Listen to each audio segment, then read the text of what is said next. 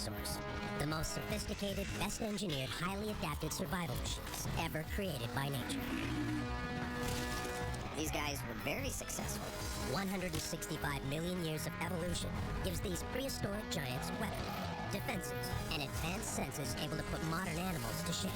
Now, with cutting-edge imaging technology, we can go deep into a dinosaur's body and reveal how adaptation makes them stronger, smarter, tougher. To me, it's the ultimate mystery. What allowed them to be so successful for so long?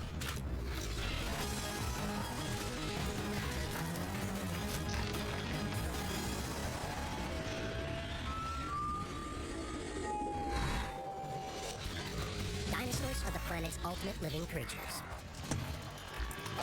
They survived for over 165 million years. The key to that success are bodies well designed on the outside and precision engineered on the inside. Their advanced physiology comes down to one thing: adaptation, the result of both natural and sexual selection. Over more than 10 million generations, these giants continually improve, creating one better dinosaur after another.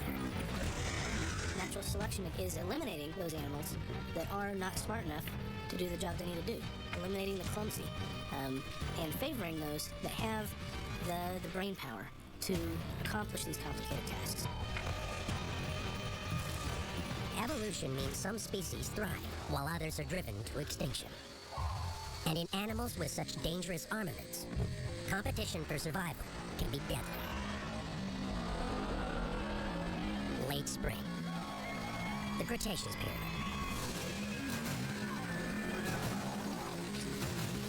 Adolescence is a critical time. Dinosaurs are preparing to mate. Some will succeed, others will fail. In Darwinian calculus, you can be the finest hunter in the land, and if you can't attract and hold on to a desirable mate with desirable genes, you're a loser. A loser whose genes are about to reach the end of the line. Mating is serious business with significant repercussions. A male looking at females, and a female looking at a male. What they're doing, without actually thinking it consciously, is evaluating the potential genes over there. Are your genes good ones? Well, your genes mixed with my genes make a really healthy, very competitive youngsters.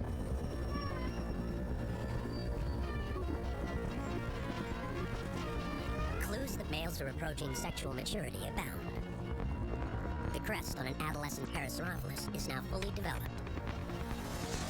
Triceratops horns have grown from little stubs pointing backwards to lethal weapons pointing forward. And Tyrannosaurus rex has staked claim to a territory of his own.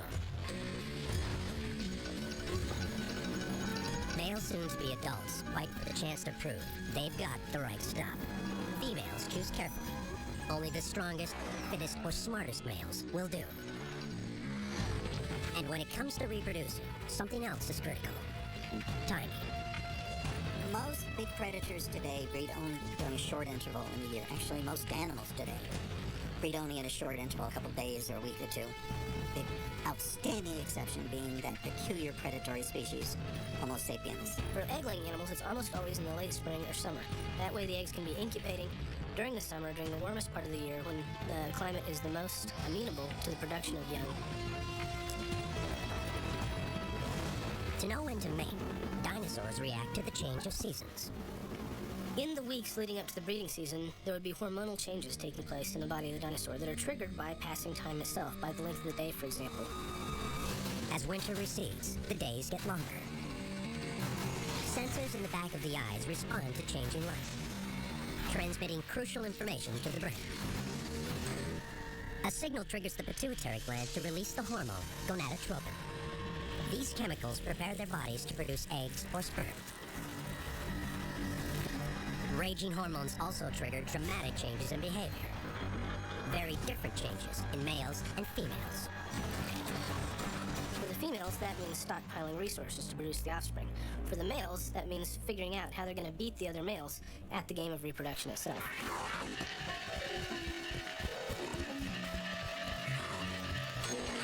They're more alert. They're more visual. They're being more aggressive. the more fights, you're getting a cascade of social complexity, which would be really fun to watch. With hormones racing through their veins, a carnivore's advanced killing tools become even more deadly. Between the ages of 15 and 18, the mortality rate for meat eaters like T-Rex increases fivefold. This is the age adolescent males begin to challenge older, more experienced males. Battles may start over a mate, but they can quickly devolve into a death match. There's going to be some threshold, some test that the male has to pass to get the privilege of mating with the female, get the privilege of reproducing. Fights break out over territory, bragging rights, and of course, to impress females. These clashes are shows of strength, meant to prove who has the best genes. Fortunately, most of the time, death to your opponent is not the goal. It's all about getting your genes into the next generation. Evolution tends to favor types of displays between members of the same species that are not necessarily lethal. That it becomes clear that the one who wins that match has something better than the other ones. A healthier pattern, a more vigorous display, hinting at a better internal condition, a more healthy condition. One of the things that seems to be true in the animal kingdom today is that when animals have extreme structures, they do use them as display boards, as advertising boards, especially during the breeding season. Weighing in at 6 tons, Triceratops are the street fighters of the Cretaceous. For this bruiser, the most powerful herbivore of all time, evolution means getting stronger, tougher, meaner. And those are exactly the traits females look for in males. Triceratops' bony frill forms a defensive shield. A strong one is a sign of strength and power, but maybe it advertises something else as well. The frill might have evolved as a defensive measure against predators. It might have evolved as a species recognition character. But there's no reason why it could have been taken advantage of in the evolutionary process as a sexual billboard.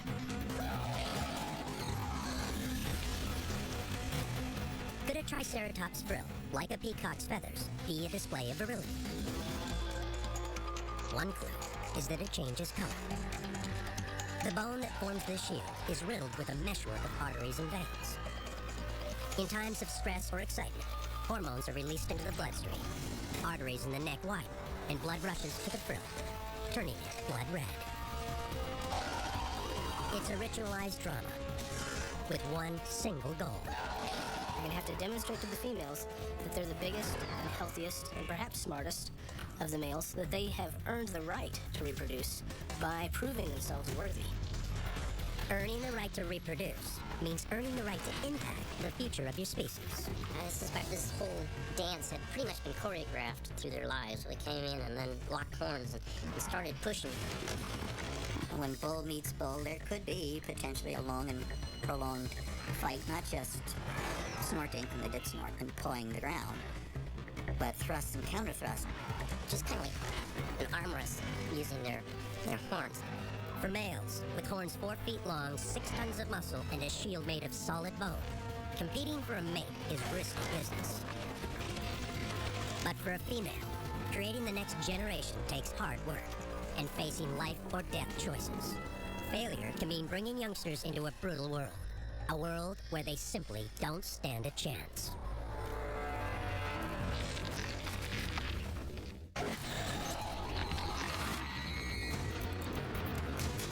During the Cretaceous, dinosaurs evolved into the most physiologically advanced creatures in Earth's history.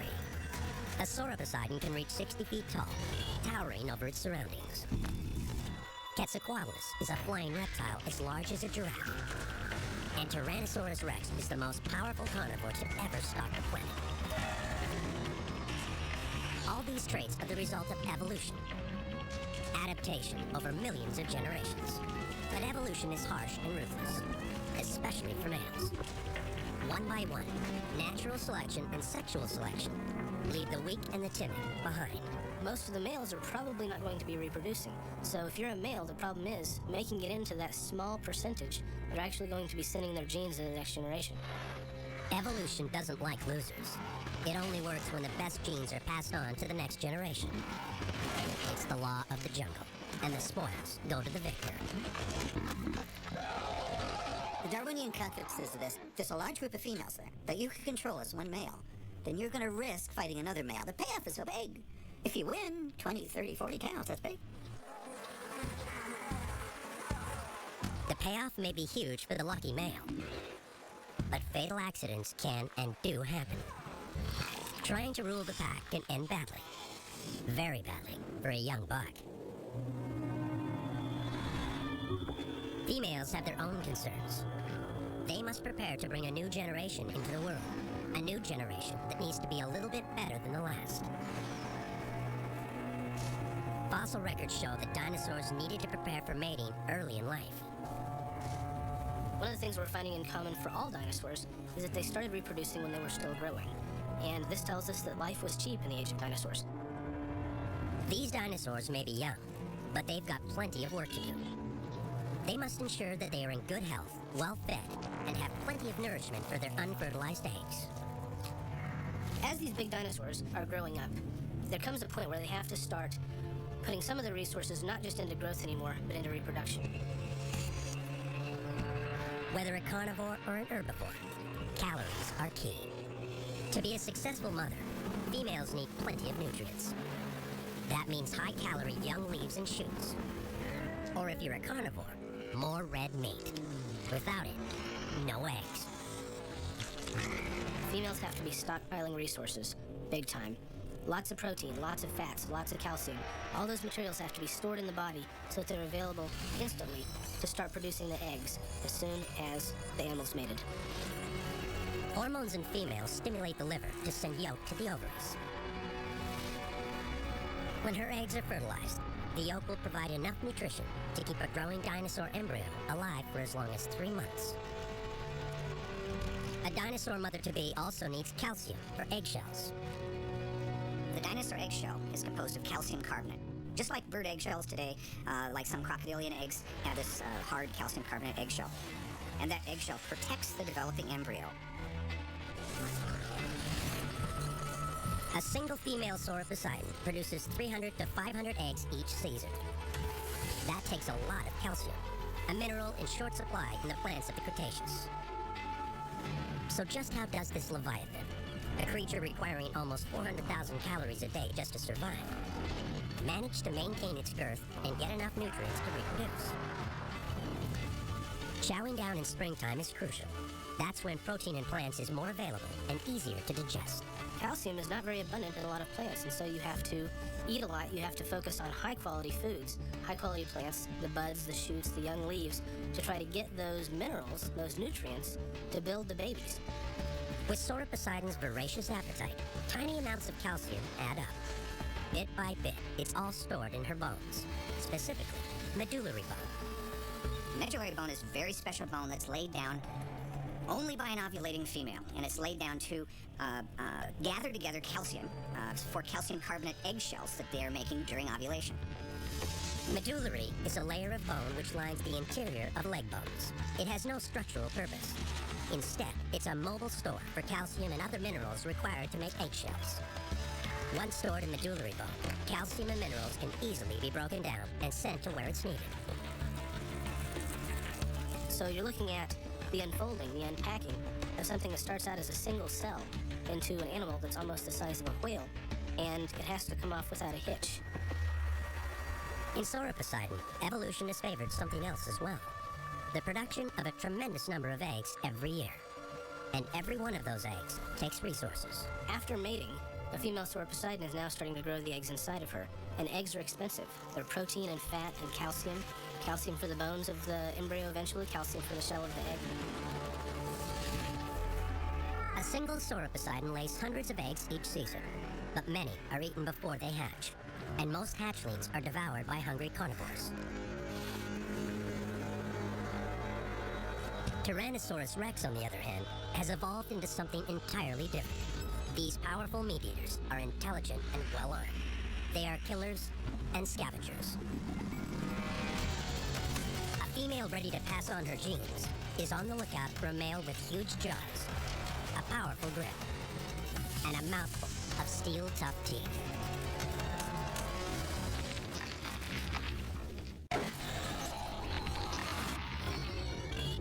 Sauroposeidon is an herbivore. The evolutionary strategy for this giant is to lay hundreds of eggs in the hope that maybe just one or two survive to adulthood. To build eggs and embryos, they must consume thousands of calories of vegetation. Tyrannosaurus rex is a carnivore. To produce eggs, it too needs nutrients, calcium and protein. But this female doesn't get calcium from munching on plants. She gets it by crunching bone. The bones of plant eaters. Tyrannosaur could process a lot more of its prey, be able to digest more. It could get the meat from the marrow, the nutrients from the marrow. It could even digest some of the bone itself. And there's proof that T-Rex got its calcium straight from the bones of herbivores. We have T-Rex turds. We have coprolites, fossilized feces from Tyrannosaurus, and it shows pulverized bits of plant-eating dinosaur bone in there. So it munched down and crunched the flesh and the organs and the bones and swallowed all of it. And the bones made it out in digested form out the other end of the T-Rex. A female Tyrannosaurus rex needs to store the calcium she's building up. And like a Sauroposeidon, she'll store that calcium in her medullary bone. Staying strong is imperative for a female preparing to mate, especially since compared to a male, she has far fewer chances to get reproduction right. Females are born with a set number of eggs within them, so that they have only a set number of, I call them tickets to eternity, where males produce these by the millions every day. They produce more sperm. Females only have these few eggs, and they have to invest their time, their resources within their bodies in the development of these eggs. Evolution, too, has prepared for this difference between males and females. One of the interesting things about dinosaurs in general, including T-Rex, is that if we look at their skeletons, we often see that there is one form that's bigger bone than the other. And it turns out that those really big ones, those really massive ones, the most scary ones of all, were female. For a female T-Rex, finding just the right male to deliver strong offspring, to pass on that one trait that just might give her young the edge they need, is not easy. Tyrannosaurus rex live a solitary existence, and just a handful roam a huge territory. The larger the animal, the smaller the population that the surrounding territory and surrounding animals can support. So, actually coming into contact, males and females coming into contact, might be a rare occurrence. There's little direct competition between males. For T-Rex, it's more about protecting your territory from intruders and tracking every female in your range. I think the sense of smell would allow a male or to know of an ovulating female probably miles away. A Tyrannosaurus rex is one of the largest, most powerful predators to ever walk on two legs. But a male hoping to mate must be cautious and keep his distance until he's sure the time is right.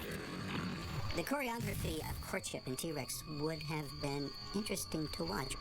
Let's say it's a stranger male attempting to insinuate himself with a female. They're eyeing him with Darwinian calculus. Is this the type of male whose genes we want mixed with our genes to make the next generation? A T-Rex is not just huge and vicious, it's also smart. Courtship, no doubt, followed a strict set of rules. When the female has to perceive the right signals from the male. So they might, in time, over a span of several days, weeks, start looking for one another. Let's court, let's get together. I don't know, maybe dinner and a movie. For a male T-Rex, when it comes to impressing a female, there's another problem. The female T-Rex has much the same shape as the male, but 10, 20, 30% bigger, which means stronger, which means one-on-one, the female's gonna win every time. A lone male trying to attract a female is definitely taking his chances. Correctly reading cues from the opposite sex may make the difference between life and death.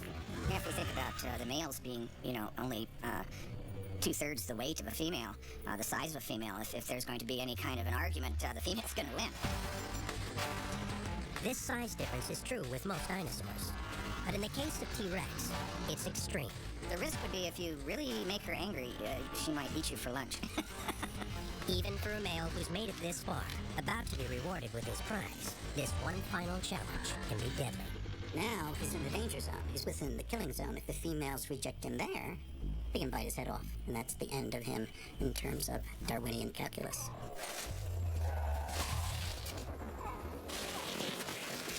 But in the end, despite the many risks and hazards, the strongest, most well-adapted Tyrannosaurus rex passes on his genes to a new generation. A generation that might just grow a little smarter, a bit stronger, and maybe even tougher than its parents. For males, only the strongest or smartest win the right to their prize, and only their traits will be passed on. Perhaps a longer horn, a stronger throat, a bigger slashing claw, better hearing, sight, or smell. The genes for less useful traits eventually reach the end of the line. Fossil evidence tells us much about how dinosaurs adapt, but reveals little about what courtship for these giants might have been like. If we imagine these big 3-4 ton Tyrannosaurs doing these mating dances, it's kind of weird. But one thing we do know is that the dangers of mating are real. Fossil evidence points to serious or even fatal injuries. Tails crushed, ribs and vertebrae fractured, skulls bitten. Dinosaurs create the next generation at their own risk. If there's going to be an attempt at mating on the part of the male, it really has to be certain that the female is receptive. Because if she's not, she can say no in quite a dramatic and indeed a fatal way. There's a reason why evolution put females in charge. When it comes to reproduction, they do the real work. So they get to decide which traits survive and which ones simply die out. The females are really the vital link in the chain here. They're the ones that are building the babies. But a little bit of sperm goes a long way. So most of the males are probably not going to be reproducing. Like animals today, most male dinosaurs battle it out for the chance to reproduce. Females look for a male who can prove he's stronger, tougher, and maybe more clever than the competition. But sometimes evolution goes another direction and rewards highly unusual and very specialized traits. Physically, Parasaurolophus' horn is useless as a weapon. It's hollow and fragile and just 1/10 of an inch thick. But as a communication device, it's a remarkably effective form of defense, able to send out complex messages, warning of danger or distress. Over more than 1,000 generations, this crest grows longer, and the sounds it emits grow deeper, low frequencies, able to travel long distances.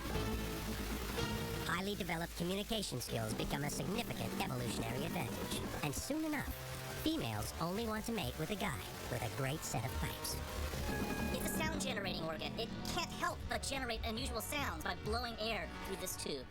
And because each species has its own distinct shape, each species would have its own distinct sound. But just how did evolution create this bony crest, able to produce sounds that can travel for miles? It's simple. They got bigger. On the outside, the tubes appear to be only about 3 feet long. But on the inside, chambers loop back and forth, creating as much as 8 feet of resonance, or natural amplification. Parasaurolophus generates resonant frequencies as low as 50 hertz, a sound almost as deep as a foghorn. We can now actually model the kinds of sounds that resonating chamber would make, and it turns out that they're deep sound, low frequency sound.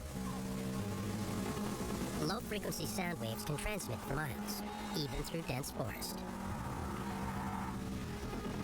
These calls warn of intruders, a significant defensive advantage. But just how did evolution create a bony crest able to produce sounds that can travel for miles? The answer is simple. For a Parasaurolophus, the traits that make survival in a savage world possible soon enough become the very same traits that attract a mate. For a healthy male, a communication device doubles as the perfect tool for wooing the opposite sex. This trombone-like structure going out of the back of the head was used for making dinosaur music during courtship. And males would be calling during the breeding season, attempting to influence multiple females. And the females are calling to challenge the males to prove themselves. Because the fundamental fact of courtship is that males lie and females are skeptical. So the skeptical females force the male to go through more and more hoops and loops and hoops to persuade the female to mate. It's called sexual selection. And like natural selection, it means that females choose traits in males that make survival of their offspring more likely. Multiply those choices over thousands of generations, and suddenly, Deinonychus' slashing claw gets sharper, faster, and more lethal. Triceratops' horn gets longer, and its shield grows tougher. And Parasaurolophus' crest becomes more advanced, and their communication skills better and better. For Parasaurolophus, a female's concern during the breeding season would mostly be checking out the guys. That is, finding which ones seem to be the healthiest and therefore were potentially the best fathers of the next generation. Evolution perfects not only Parasaurolophus' ability to make sounds, it also selects for genes that improve the ability to hear and interpret those sounds. Various male Parasaurolophus would presumably be making very loud, very raucous calls of a very particular sort. And the female Parasaurolophus would be judging the quality of that call, probably its sound, which may have represented how healthy the individual was, and its ability to be precise in terms of generating that sound, because it showed that was a creature with a healthy mind, with all the proper genes for a good Parasaurolophus. Males with the largest crests can produce the richest and lowest frequencies, sounds that can travel for miles. Those same low-frequency calls become highly attractive to females.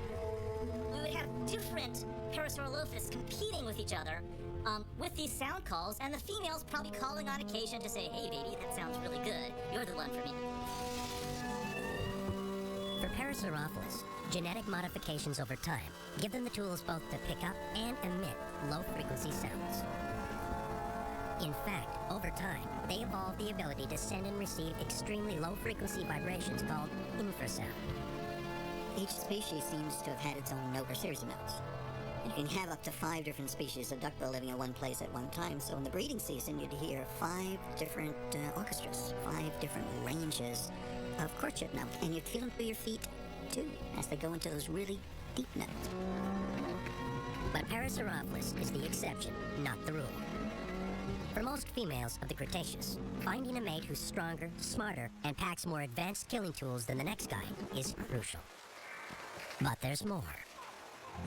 For a T-Rex male, surviving to adulthood most likely means he's had some good parenting himself. No doubt, he's also developed some strong hunting skills. And probably even learned to duck when Quetzalcoatlus swooped down and tried to steal him as a chick. In other words, you don't make it this far without some good genes to pass down. But evolution isn't just about mating. It's also about ensuring those valuable eggs actually hatch and grow up.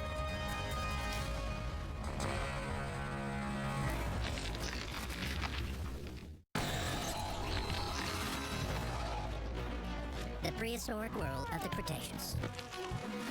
Here roam creatures from the outrageously large to the outlandishly terrifying and the incredibly bizarre. But every dinosaur, no matter how radical, is hatched from an egg. And like the well-engineered bodies they will eventually grow into, evolution has created some of the most advanced eggs history has ever seen. An egg is like a space capsule. Everything that the embryo is going to need is pretty much in there.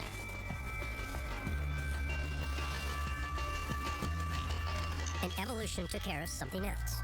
The shell of a dinosaur egg is built like a motorcycle helmet, able to withstand a severe shock. And then, for even more protection, there's the albumen, or egg white. The egg white is kind of a gel and has multiple functions. One is to keep the embryo that's developing moist, but also acts as a shock absorber, because if the egg gets jarred, you don't want to kill the embryo that's developing by a sudden shock. A well-constructed egg makes it that much more likely that a hatchling will survive. And when that youngster grows up, it will pass on those very same genetic traits that saved it in the first weeks of life. Inside this tiny home, a single fertilized cell divides rapidly. These cells become a myriad of tissue types that will make up bones, skin, nerves, and organs. Dividing cells also form brains, senses, and weaponry needed to protect this dinosaur as it grows up. At this embryonic stage, tiny genetic differences, changes that might only affect 1 in a billion traits, make the difference between a hatchling that survives and one that's chomped, stepped on, or even starves to death. To be able to actually see a baby T-Rex hatching would be something akin to the excitement you would get by going into space, you know. So, I mean, I probably would give maybe just a little more money to go into space than I would to see a T-Rex hatching, but not much more. The age of dinosaurs is an era of sophisticated biodiversity. Diversity that proves one thing. Evolution creates not just one, but many strategies for survival. Yet for one creature, that strategy seems almost cruel. Over her lifetime, a female Sauroposeidon produces thousands of eggs, yet only 2 or 3 survive to adulthood. So what that tells us is that many, almost all of the offspring are being killed and eaten by predators. Losing virtually all of your offspring to carnivores sounds like an evolutionary nightmare. But in fact, it's just the opposite. That one survivor, that 1 in 3,000, may just possess the single trait, giving it the ability to make a quick escape as its siblings are eaten. Or it might inherit a genetic combination that allows it to grow stronger, bigger, and maybe even just a tiny bit faster. The sauropods are probably digging these nests, probably kicking out a little hole with the hind foot, squatting down, depositing a few eggs, maybe 5 or 6, maybe a dozen, covering them up, and then just walking away, forgetting about them. For months, Sauroposeidon eggs are left unguarded, warmed and protected by nothing more than dirt and rotting vegetation. The nests become killing fields. So I'm sure that many sauropod nests were found and destroyed by predators before the babies could even hatch. Yet with so much stacked against them, Sauroposeidon thrived for 15 million years. They're an evolutionary success story. But some scientists believe they could have achieved even more. If I was going to engineer a super sauropod, I'd give it a bigger brain, because it would be a negligible investment. We're talking about a few more pounds on an animal that already weighs 40 or 50 tons. But if it was smarter, then it could practice more extensive parental care. The babies themselves could be smarter. It could put fewer resources into reproduction and more resources into growing larger. Growing larger when you already weigh 50 tons sounds impossible, but it isn't. If I wanted to grow a 200-ton sauropod, that's where I'd start, with about 7 more pounds of brain. No land animal ever grew to 200 tons, but evolution did keep dinosaurs going for 165 million years. They adapt to a world of tremendous geologic change and soaring global temperatures, a world where little stays the same. But then comes catastrophe from the sky. A meteorite strikes the Earth.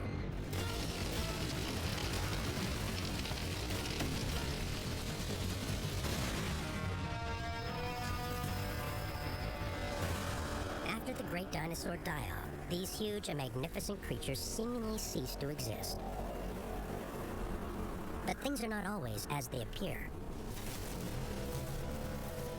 Maybe dinosaurs are still here. Maybe they're still all around us. It turns out clues are everywhere. A Sauroposeidon could raise its massive head over 60 feet into the air. But this was only possible because their neck bones were so light, almost 85% hollow. The neck vertebrae of Sauroposeidon are 4.5 feet long, but they were almost all air. A T-Rex grew to 7 tons in weight, as big as a killer whale. Yet like Sauroposeidon, its bones were honeycombed with empty spaces. And there's another clue. The lungs of Deinonychus, T-Rex, and Sauroposeidon are designed like those of a living thing we see all around us every day. We look at the respiratory system, it's not like those of mammals at all. It's like something much smaller, much more delicate, like birds. Graceful, soaring on the breeze. One of the best adapted and most common creatures to inhabit the Earth. Birds are almost certainly descended from the mighty dinosaur. Everybody knows that birds have hollow bones, and a lot of people think that's an adaptation for flight. What not a lot of people realize is that birds inherited their hollow, air-filled bones from their dinosaurian ancestors. All around the world, birds, like dinosaurs, fill just about every niche in every environment, from the rainforest to the mountains to the seacoast. An ostrich at 9 feet tall and over 300 pounds is the largest modern bird. That may pale in comparison to a Tyrannosaurus rex or the giant Sauroposeidon. But the biodesigns, which give birds their ability to get up in the air, to maneuver in flight, and to reproduce, are clearly found in dinosaurs. Genetic traits that once allowed dinosaurs to grow to mammoth proportions, or survive in a world of brutal killers. Features honed by 165 million years of evolution simply never went away. Tools that once served dinosaurs so well have adapted to serve new functions in modern birds. Dinosaurs used hollow bones to grow very large. Birds used them to save weight. Dinosaurs used air sacs to move air along their massive necks. Birds use air sacs to stay aloft for long periods. It turns out that in many ways the only difference between dinosaurs and birds is scale. And there's even evidence that many terrestrial dinosaurs nearly had what it takes to fly. In fact, the arms and hands of Deinonychus work remarkably like a bird's wings. For Deinonychus, this high-speed motion creates a grasping claw able to dig deep into flesh. In a bird, this same bone allows its wings to flap at those same high speeds, the key to flight. Deinonychus arms were very specialized, much like modern birds. In fact, like a modern bird, they have the ability to fold their arms, or their wings, if you will, to the side. This is the same folding ability that allows birds to fly today. The wings of a bird in flight are a living example of Deinonychus's claw in action. Look at a bird out in nature as it's moving its wings back and forth. The pattern of the joints and angle of the joints in the wings of birds closely match the pattern we see in Deinonychus. And there's one final clue. A clue that all but definitively connects birds and dinosaurs. And it's something you'd least expect. Something scientists call the furcula. We call it a wishbone. Wishbones today only exist in birds, yet virtually every one of the most ferocious carnivorous dinosaurs had one. In the end, the evidence points to one single conclusion. The mighty T-Rex, the wily Deinonychus, the graceful Quetzalcoatlus, the giant Sauropus. All were just supersized birds. So next time you sit down, ready to carve that Thanksgiving turkey, just imagine what that bird's great-great-great-great-grandparents could do to you.